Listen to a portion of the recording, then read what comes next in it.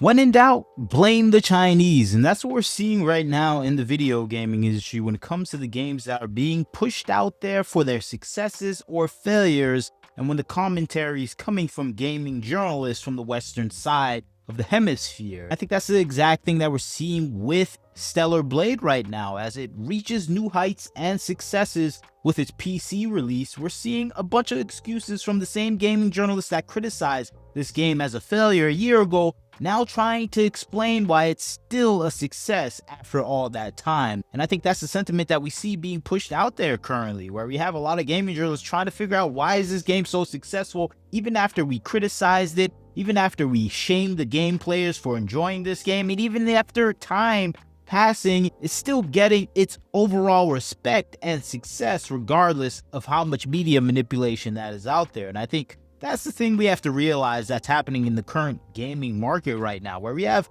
manipulators of the media trying to say games that are failures are successes, and we have those same manipulators saying games that are successes are absolute failures, and they have their different reasons why they're doing this. I think in particular with Stellar Blade, they're claiming it as a failure because it doesn't have the political charms or foundations that they want to see in the current gaming market. And we all know what's going on in the current gaming market. What they want to see in the current gaming market is not this. They don't want to see beautiful design characters. They don't want to see gameplay that is more focused on aesthetic beauty and actual foundationally fun games that we usually saw in the past. They don't want to see those type of games. They want to see something more in line with the modern games that we see coming out for the past 10 years or so, that are more focused on progressive political talking points, gender, racial issues, and things that are more in focus of the political diatribe that is out there today. That's why games like Concord are heralded as successes before they even release, because they need that game to succeed. That's why games like Dustborn are champion. That's why games like Star Wars Outlaws are champion, and their failures are disguised. And I think that is the central thing that we keep seeing in the gaming market, where these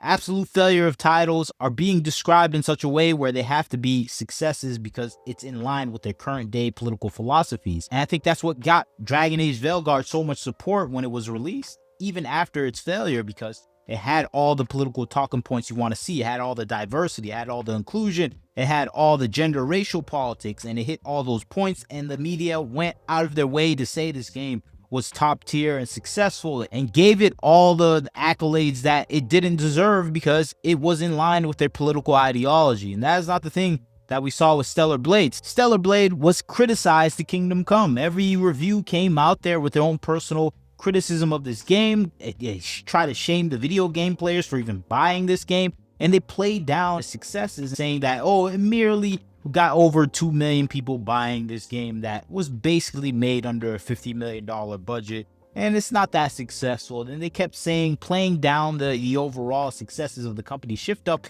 even as it opened up on the stock exchange in Korea to $1 billion valuation. They still played down and kept silent about its successes. And of course, the attacks against the fan base for enjoying the game was something that we kept seeing incessantly, even after its success right now with PC, and it's carrying on to this PC success because that is the thing that they want to hide and shield the game players from, the ideology that is opposite of their own. I think that's what we see with Stellar Blade. It doesn't follow all the Dragon Age, Dustborn, or Concord ideological strings that capture those gaming platforms, those gaming entities, where this game is just flat out beautiful, appealing, fun, engaging. It's not even hyper focused on these physical elements. There's no romance in this game. There's no physical scenes that you would see in Dragon Age. There's no talking about intimacy between any gender at all. This game is pure fantasy and kind of a cute explosion if you play this game. And I think that is the thing that we just don't see anymore, where we have something that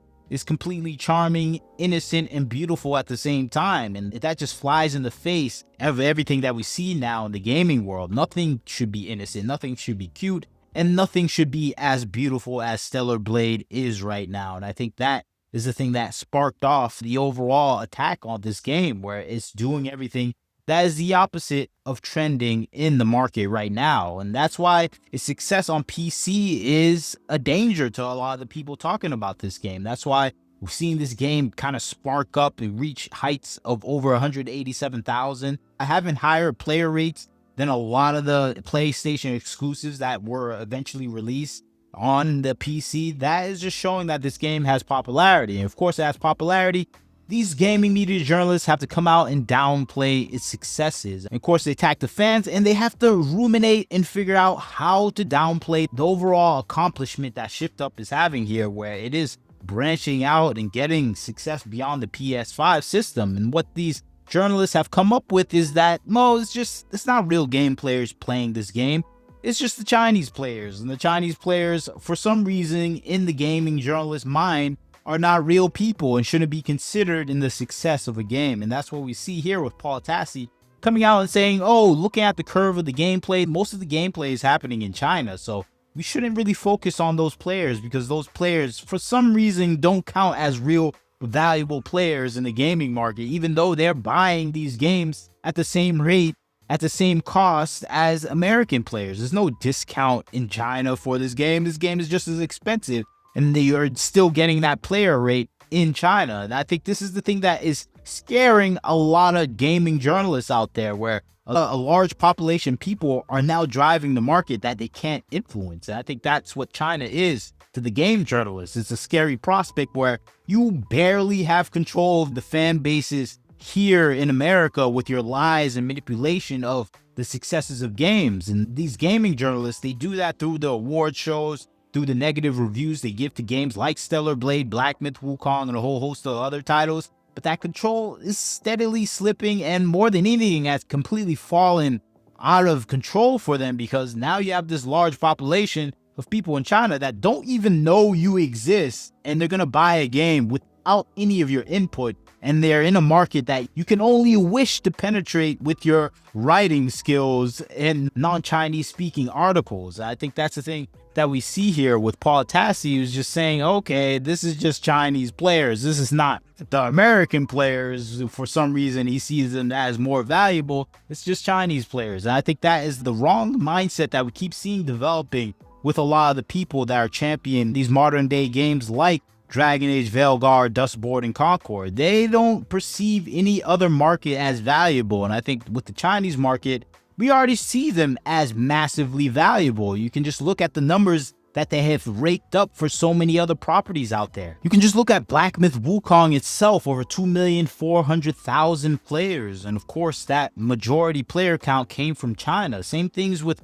Mecha Break, First Ascendant, Monster Hunter Wilds. That's over 80% of Chinese players for that 1,300,000 count. That is just showing the market that is dominating the overall video gaming industry. If you want to have a successful game, you have to make a game towards Chinese players. And I think when you're focusing on Chinese players, you can completely ignore the Western side of gaming, because the Western side of gaming is the antithesis of what Chinese players want. They want something beautiful, entertaining, gameplay wise. They want something very immersive. And this is the thing that a lot of people in the Western market absolutely disdain. That's why we get so much terrible products in this industry, because of the gaming journalists that want easy games that are not fun at all, but just easy to review because they don't have to play the game. That's what we got with Dragon Age Veilguard. That's what we get with Concord. That's what we get with these Dustborn-like games, where they're not focused on actually quality experiences for the game player. They're focused on making something easy for the gaming journalists and activist class of people that are just out there to see their politics reflected back in the games that are out there. And that is not a sentiment that is seen in China. People are looking for games, and those games have to be good. And that's why Stellar Blade is succeeding where everyone else is failing right now. And while everyone else in the West is failing right now, I think that is the success that we're seeing right now for Stellar Blade. It is catering to a market of people that love good games. And it made a good game, luckily for itself. And that's why we're seeing a lot of haters pop up. And I think we can see this kind of stretch out throughout the gaming industry, even with some Western titles. Just look at Split Fiction. Over 50% of the Steam users were Chinese accounts. Same thing with a lot of the titles. Same thing with Black Myth Wukong. Over 80% of the players were Chinese players. And I think that even goes even beyond that with some of the investments from Chinese companies into these Korean companies and the Japanese companies that are producing great content. This is just showing the influence of China is spreading throughout the gaming industry, and a lot of these Western ideologues that had a chokehold over the gaming industry for these past 10 years are afraid, and I think that's what we see with Paul Tassi and a lot of these other elements that are complaining about their presence in gaming. And I have my apprehensions as well, but since Western gaming has been producing crap for the past 10 years, I'm just happy that someone's making something I like. And I think that's what we're seeing with a lot of Chinese developers, and that's what we're seeing with the influence of Chinese fans. They want great games, we want great games, and we're getting great games because of that. So I fully support them. But that's just my 2 cents on the situation. We see gaming journalists blaming Chinese people for the successes of games, and they're absolutely right. But they're doing it out of fear because they know they're losing their control because of these Chinese game players. That is just my perspective. Maybe you disagree with me. I'd like to hear your thoughts. Like, comment, share, subscribe. This is Wagner Knows Why. Catch you next time.